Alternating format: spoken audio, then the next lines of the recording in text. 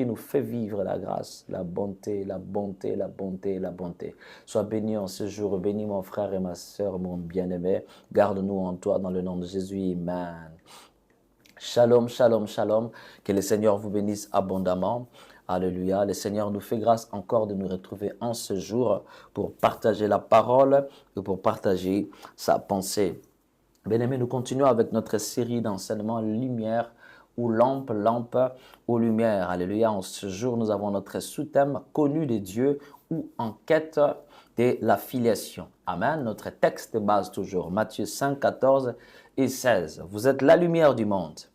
Une ville située sur une montagne ne peut être cachée.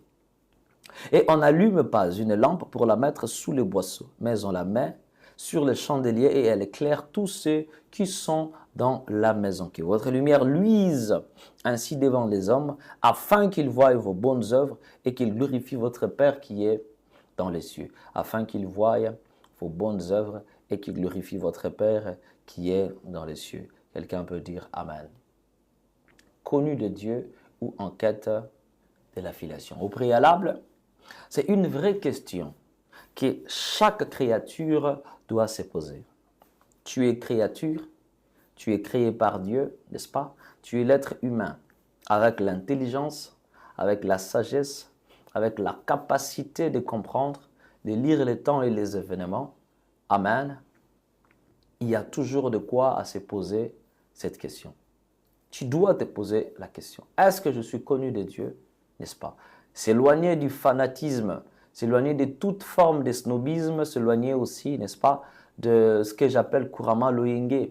Le loyenguéisme, au fait, de la chrétienté de notre pays, où des gens, voilà, ils ont déjà l'habitude d'aller à l'église, voilà. Mais est-ce que Dieu te connaît? Amen, amen. Est-ce que c'est pas parce que tu parles la langue que tu es connu de Dieu? Ah, en tout cas, on en a vu de toutes les couleurs. Mais aussi, chaque croyant à un certain niveau de sa marche doit se poser cette question. Est-ce que connu de Dieu, je suis connu de Dieu, ou je suis à la recherche, n'est-ce pas, de la filiation, en quête de la filiation? Je ne patauge pas. Est-ce que, n'est-ce pas, amen, amen, je ne suis pas en train de patauger. Chaque serviteur de Dieu, vivant doit connaître les modèles, j'ai dit les modèles de son service par rapport à la filiation. Quelqu'un peut dire Amen. Alors, nous allons tout d'abord examiner c'est quoi être connu de Dieu. Et puis, deuxième position, nous allons prendre la filiation. Qu'est-ce qu'une filiation? Déjà, être connu de Dieu, c'est une garantie biblique. C'est-à-dire, la Bible nous garantit, Amen, Amen, que c'est quoi être connu de Dieu et comment on est connu de Dieu. Car toute créature, n'est-ce pas, est connue de son Créateur. Amen, amen. Oui, tout créateur, en tout cas, ne peut perdre sa marque, ne peut perdre sa création. Vous savez, aujourd'hui, nous sommes dans un monde où, voilà, il y a beaucoup d'innovations, beaucoup de gens qui aiment créer d'histoire. Je prendrai l'exemple des Apple, d'où les téléphones iPhone que nous utilisons. Je vous dis, alléluia, le créateur de l'iPhone ne saura oublier sa marque, sa créature. Amen, amen. C'est pareillement avec Dieu qui est notre créateur. Si tu te reconnais être créé de Dieu, c'est que tu es connu de ton créateur. Donc toi comme créature, moi comme créature, nous sommes déjà connus par Dieu. En fait, c'est ça ce que je dois fixer ici. Simplement parce que nous sommes créés par Dieu, simplement aussi, il nous connaît. Amen, amen.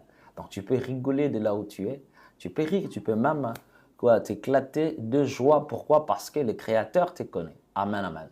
Notre sœur Marie-Smi Sambou a chanté.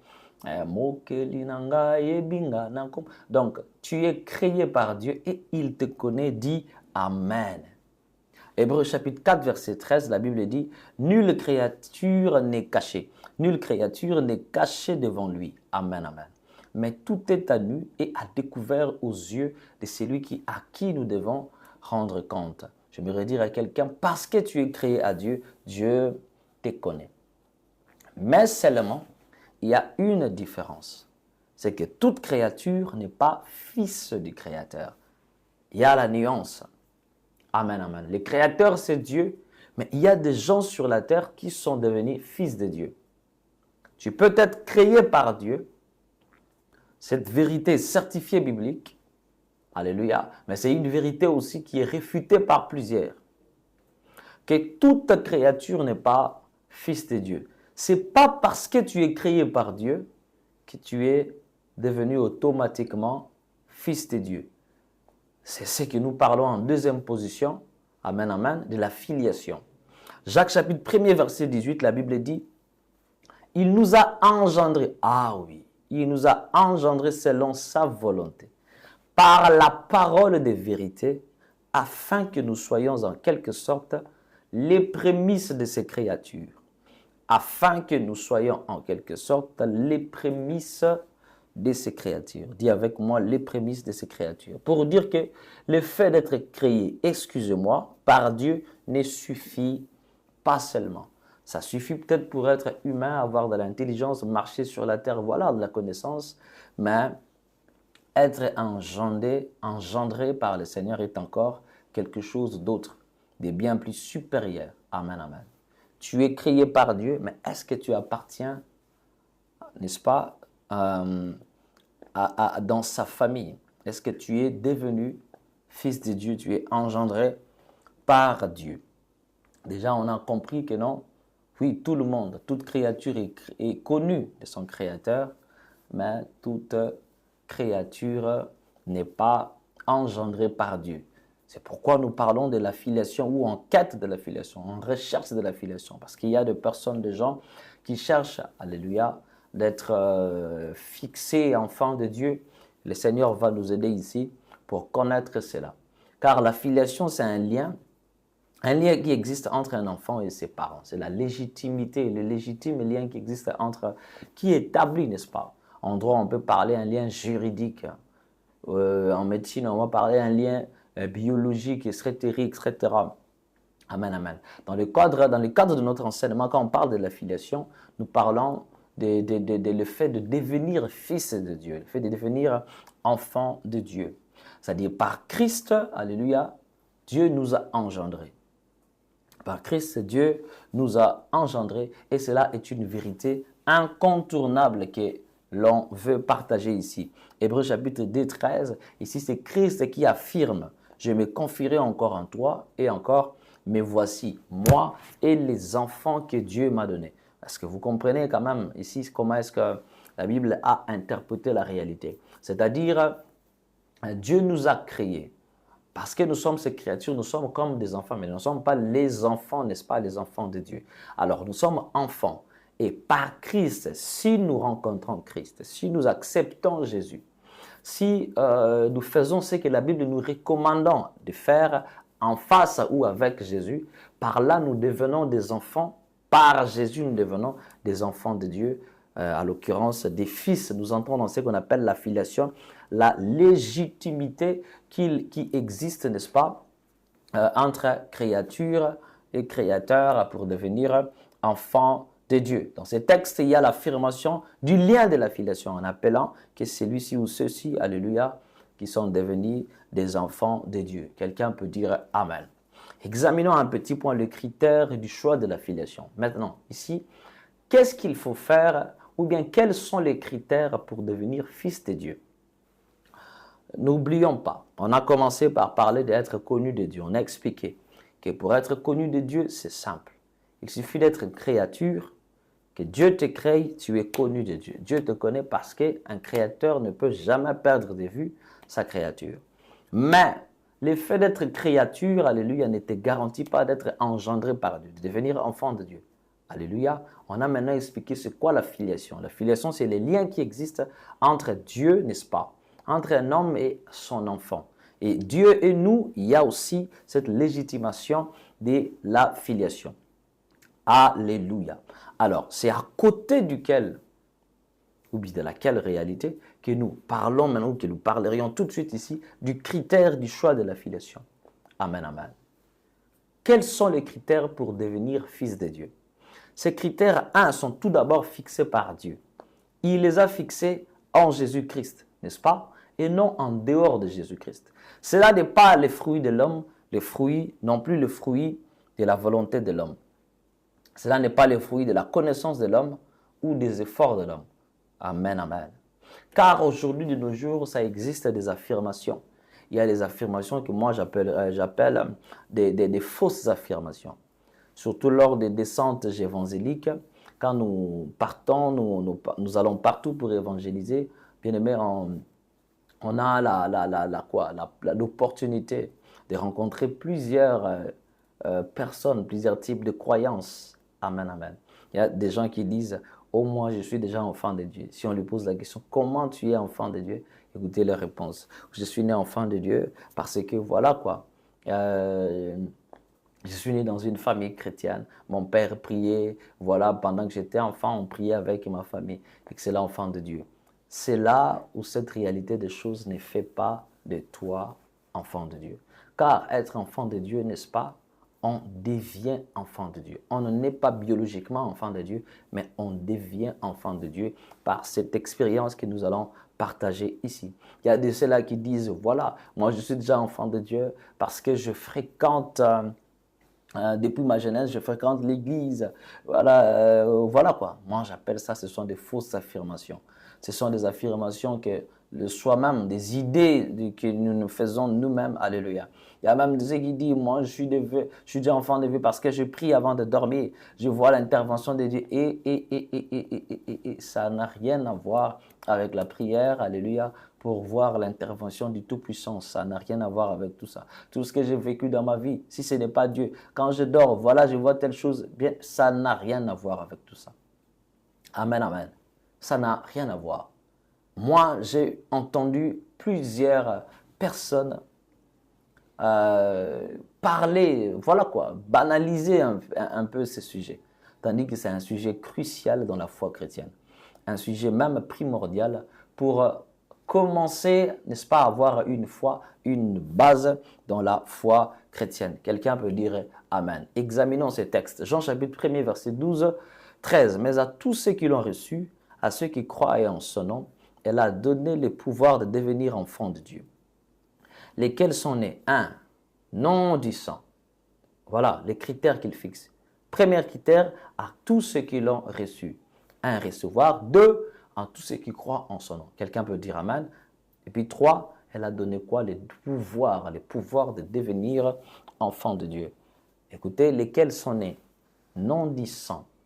C'est-à-dire, tous ceux qui disent, moi je suis né dans une famille chrétienne, je suis né enfant de Dieu, c'est fausse affirmation. Non du sang, ni de la volonté de la chair, ni de la volonté de l'homme, mais de la volonté de Dieu. Quelqu'un peut dire Amen.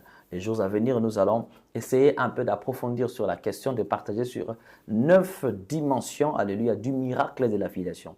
9 dimensions. Le fait de devenir enfant de Dieu, alléluia, nous donne cette plénitude, n'est-ce pas, d'atteindre quelques dimensions. Il y a des dimensions que nous passons. C'est-à-dire, continuons en poursuivant, les critères pour devenir enfant de Dieu se résument par ces 3 éléments. Les 3 éléments que les livres de Jean, n'est-ce pas, dépeint. Premier élément, c'est recevoir. Deuxième élément, c'est quoi? C'est croire. 3 éléments, c'est confesser. Amen, amen. Il faut recevoir. Maintenant, qu'est-ce qu'il faut recevoir?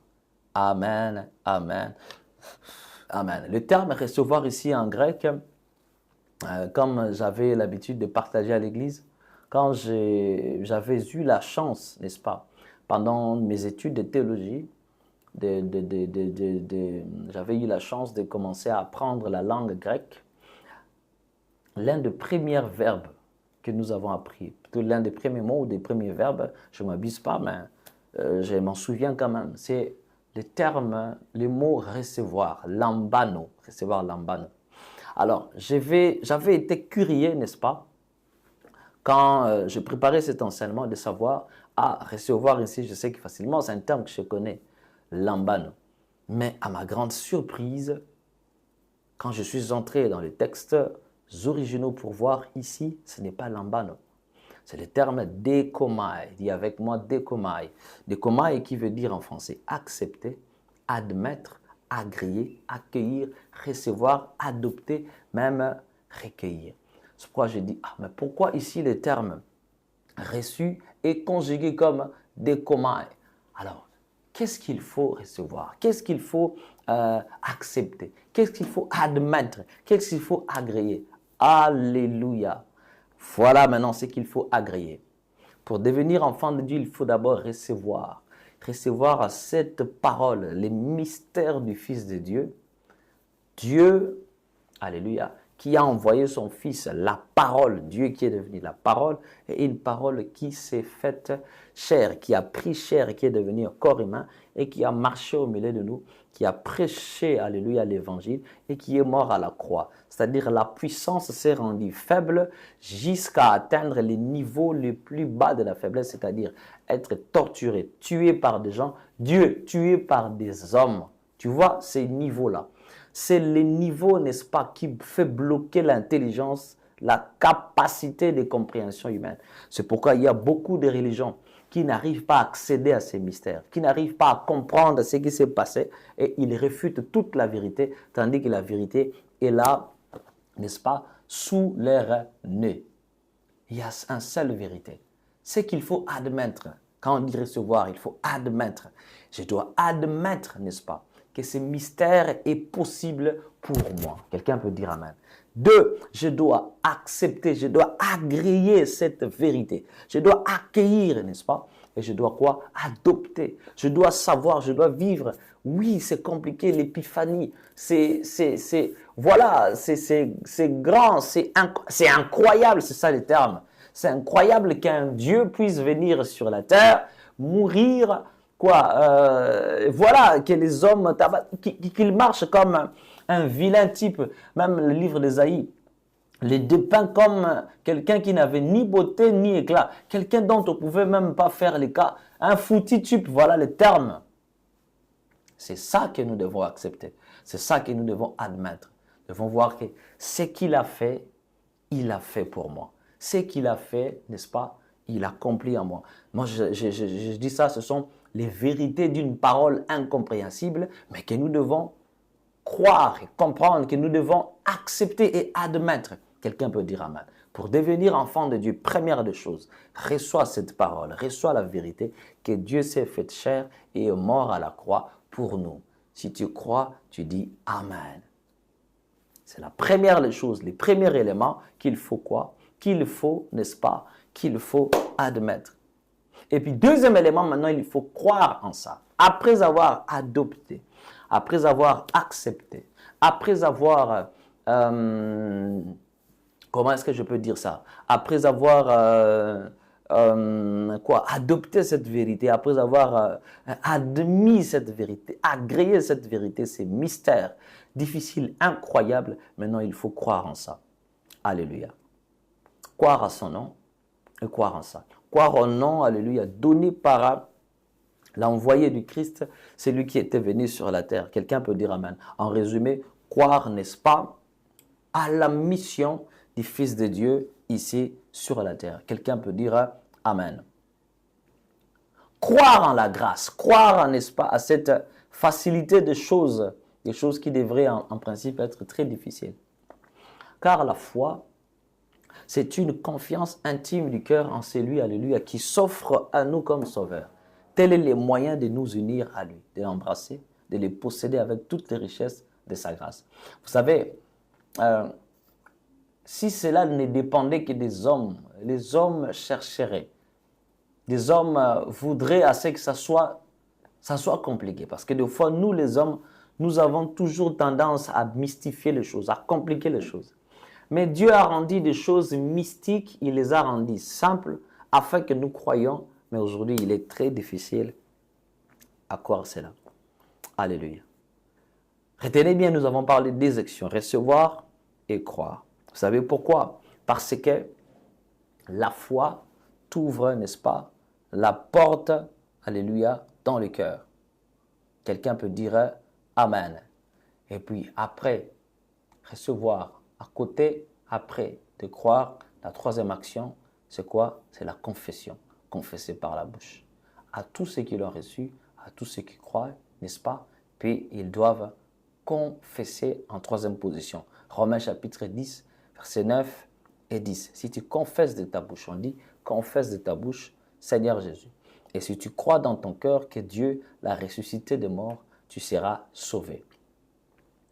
On a parlé du salut de l'âme, on a parlé du salut de l'esprit, on a parlé, n'est-ce pas, par la suite du salut du corps. J'aimerais ouvrir une parenthèse. Quand il faut recevoir, il faut admettre, accepter, agréer les mystères de Jésus. Que Dieu, la parole, devienne chair. Ça, c'est un exercice, n'est-ce pas, qui doit atteindre ton âme.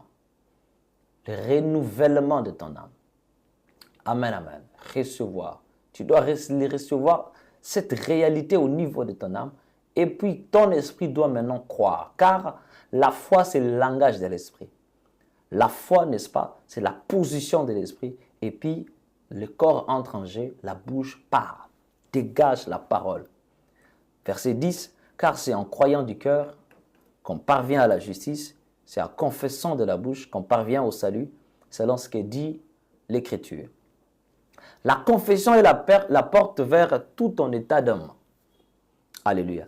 C'est-à-dire, ce que l'on confesse engage notre intelligence, engage notre niveau moral, notre niveau émotionnel.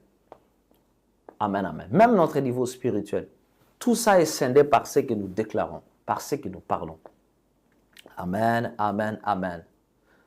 C'est pourquoi quand on déclare la foi, n'est-ce pas, ouvre la porte. On parle, on proclame, n'est-ce pas, pour briser la force de l'incrédulité qui se cache toujours dans l'homme. Car l'homme est comme ça. Dans l'homme, il y a toujours quelque part dans un coin une forme d'incrédulité qui n'est, voilà, qui ne dit jamais son mot.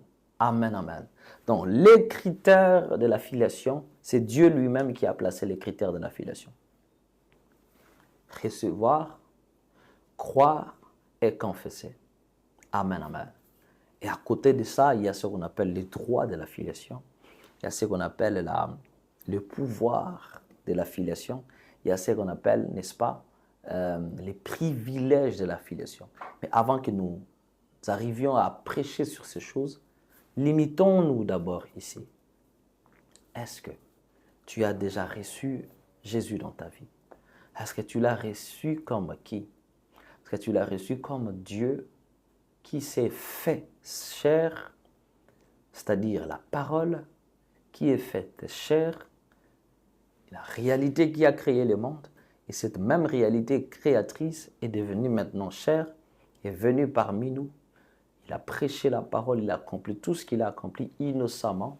Il est mort, il est tué, il est vilipendé, il est assassiné. Et s'il a fait toutes ces choses, il a fait pour toi, il a fait pour moi. Est-ce que tu as reçu cette réalité? Tu as admis cette réalité?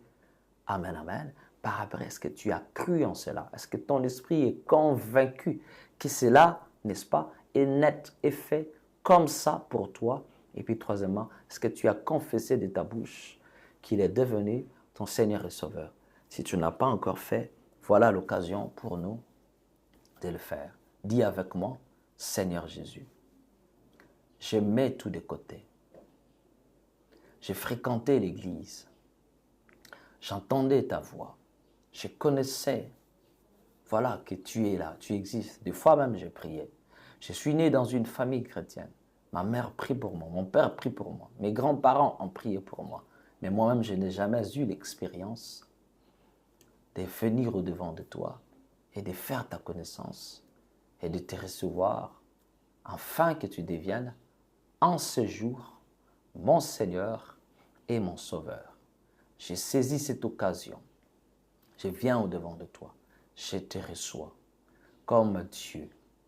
La parole faite chair, elle a habité à côté de nous et elle est morte à cause de nous, mais il est ressuscité et il est monté au ciel en nous envoyant le Saint-Esprit. Seigneur Jésus, aujourd'hui, je crois et je confesse en disant, je te reçois comme mon Seigneur et mon Sauveur. Je rejette les mensonges du diable. Je rejette la vie du monde. Je donne toute ma vie à toi, afin que tu me conduises que tu marches avec moi, afin que tu accomplisses tes desseins dans ma vie. Saint-Esprit, conduis-moi, entre dans mon cœur et donne-moi l'élan pour aimer le Seigneur et pour changer, pour marcher en lui, en cette décision de ce jour. Je prends acte dans le nom de Jésus-Christ. Amen. En faisant cette prière, vous êtes devenus enfants de Dieu. Soyez bénis dans le nom de Jésus. Ce que vous avez, alléluia, choisi, ce que vous venez de faire, c'est une très grande porte pour vous dans le royaume de Dieu. Gardez cela en vous, gardez cela dans vos cœurs. Amen, amen. Si vous êtes très loin de Kasavubu, cherchez une église à côté de vous. J'ai pris que le Saint-Esprit vous conduise, alléluia, que vous allez à une église dans laquelle vous allez communier pour grandir dans la foi. Parce qu'après avoir donné votre vie au Seigneur Jésus-Christ, il faut être attaché à une église pour écouter la parole, une parole qui fera de vous enfants de Dieu, qui va vous donner de la croissance. Quelqu'un peut dire Amen. À la séance prochaine, nous allons parler des 9 dimensions du miracle de la filiation. Amen, amen. Pour nous permettre, n'est-ce pas, de nous positionner dans le Seigneur et de nous avancer, d'évoluer dans la foi chrétienne, dans le chemin de la croix. Pour moi, j'étais très flatté d'être ici avec vous, de partager avec vous cette parole que le Saint-Esprit nous donne, et vous et à nous toute la compréhension possible pour comprendre sa pensée, comprendre sa parole, afin que au dernier jour, que nous ne soyons pas perdus. Parce que tout ce que nous exposons ici comme de vérité, excellent enfant de Dieu, c'est pour le bonheur, n'est-ce pas? Notre propre bonheur, alléluia, dans le royaume des Seigneurs. Ici, j'aimerais, n'est-ce pas, vous laisser, mais je vous laisse dans la paix du Christ, je vous laisse sous l'onction du Saint-Esprit. Si quelqu'un a un problème, recevez la grâce de Dieu au nom de Jésus. Que Dieu t'accorde la solution qu'il faut, que Dieu t'accorde, n'est-ce pas, les désirs de ton cœur. Je scelle cela par le sang de l'agneau. Amen. Je rappelle que chaque vendredi de 10h30 à 11h30, 22h30 à 23h30, suivez-nous dans cette tranche percée sous les rênes de Dieu. Presley Makaba est mon nom, l'un des pasteurs à l'église Mission évangélique La Rosée de Lermont. Croisement des avenues Yaouma et Assosa numéro 56. Venez nous rendre visite, vous n'avez pas l'église. Si vous avez des questions à nous poser, nos numéros sont affichés, mais n'oubliez pas de nous assister, n'oubliez pas, n'est-ce pas, de nous accompagner pour l'opération d'achat parcelle. Soyez bénis de partout où vous êtes, gardez-vous bien dans la grâce de Dieu. Amen. Yozanzela bebomo, Yozanzela bebomo, Yozanzela bebomo, Yozanzela bebomo.